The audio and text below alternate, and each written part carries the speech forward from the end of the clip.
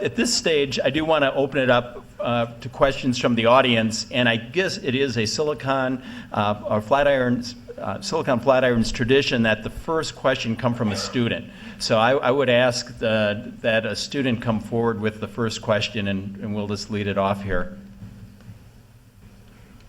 Yes, go ahead in the back.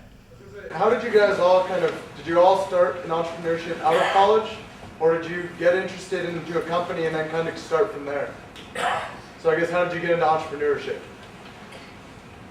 So anybody can go ahead and take it, whoever. You know, for me, it was kind of interesting. I had an opportunity out of school to be in the computer industry back in the early 80s. I sold computers, PCs, and at divestiture was kind of interesting. The phone company at the time thought it wanted to be in the computer business, and so they hired me to do that. And so when it came to starting on the in US West, it was an interesting time because they wanted to try a lot of different things. And so it gave me great opportunities to be entrepreneurial, right? So entrepreneurial within the large organization. And I was fortunate enough to be able to take those risks and be given those opportunities to try and develop new things. So back in the early 90s, for example, I worked with a team of people to launch our internet service, which was very different at the time because the phone company was a local company, not a long distance company, and the internet was a long distance sort of thing. So I had the opportunity and took advantage of those opportunities within a large organization over the course of my career to try new things, to build new businesses. I started my business with 3 other Air Force officers. In fact, their names might be known to folks here in the room: Paul Barbarian, Jim Legiel, and Joel Daly. And we were all Air Force officers at Los Angeles Air Force Base. Used to get together every Wednesday when everybody was in town to brainstorm business ideas. We departed the Air Force, and at that time we were captains in the Air Force, and we're making about $28,000 of salary. So we looked at it as, well, we're going from 28,000 to 0. That's not too bad because you start off and you don't give yourself any salaries. So there was a period of time, I think, that it was a lot easier because the downside risk was less than it would be later on in life. Yeah, mine is somewhat similar to Mike's. My first job out of college was Illinois Bell, about as stodgy as you get. And it was going through the change. That's right when competition was beginning. And I was fortunate enough to get in a management development program where you'd rotate through multiple assignments, which Zayo, by the way, just launched a similar program. And I think there's at least one person, if not 2 in the room, who are our first participants in a similar type program. But what I learned during that multi-year stint at Illinois Bell and then Ameritech was I'd rather be on the competing side of competition as opposed to defending the monopoly, so attacking the monopoly versus defending it. So fortunately there was a early stage pioneer in competitive telecom that was based in Chicago, a company called MFS Communications, who was building fiber optic networks in major cities. And for those of you who know the history of telecom, you know that MFS became quite prominent, and at the time it sold to WorldCom. It sold for, I think, the second largest price of any deal up to that point in history. And then that team got back together and founded Level 3, and that's where a lot of us met one another.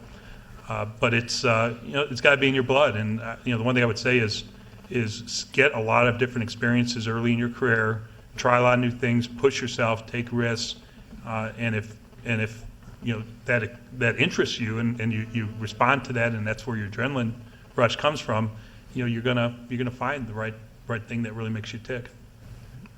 My story is, I guess, a little similar in some regards. I grew up in a very entrepreneurial family, and that was a great gift. Probably the second gift my family gave me was telling me that my entrepreneurial aspirations wouldn't be satisfied in our family businesses, so I got a kick in the pants and sent on my way, which, to Dan's point, it gave me the opportunity to have a great education, and in a broader environment. I went into investment banking.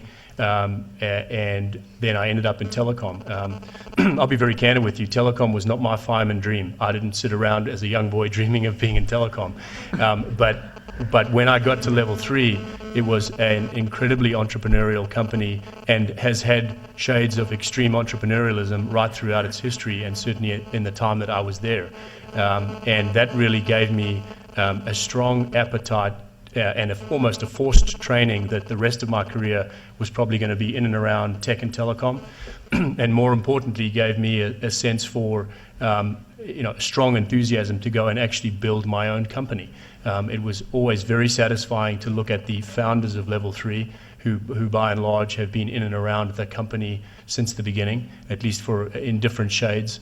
And I think that was very intoxicating. And then the final gift I was given, quite frankly, was Level 3 technically was my first seed money on leaving the company. Part of leaving the company was, good, bad, or indifferent, very nice to you on the way out the door, and that gave me the confidence that I'm going to take a lot of risk. And it's been good ever since.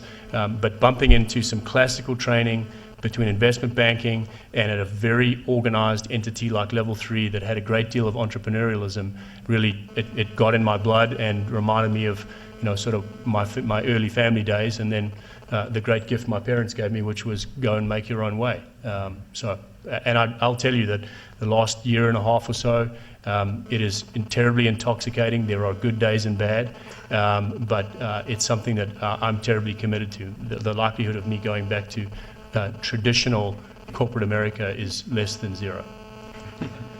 It's pretty low. Statistically, is that pretty low? Statistically, it's low. I look to Dan on that one, given that he's the master.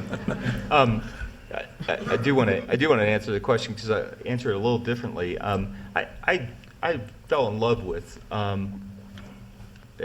something that I at the very beginning of my career I worked as a programmer at a government site. It was in the National Cancer Institute in Frederick, Maryland. I grew up in a very small town, very modest upbringing, and I was a programmer at this government site. It was one of the first sites on the internet, and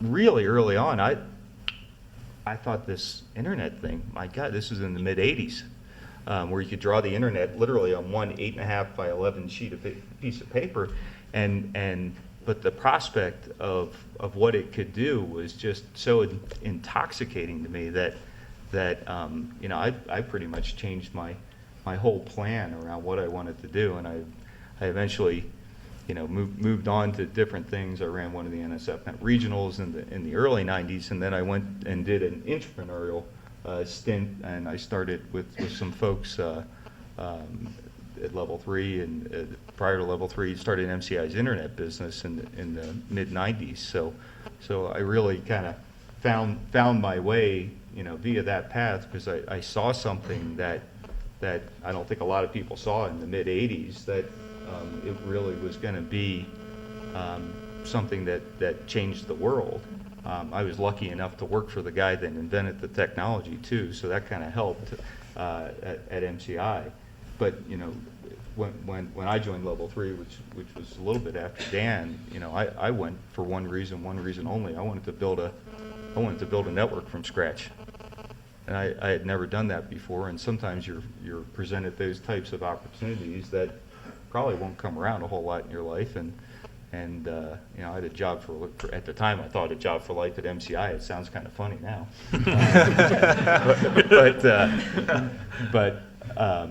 I jumped to a bunch of guys that I had never met and didn't know, because I really saw a great potential in what we were trying to do, and that sometimes is scary, but sometimes works out.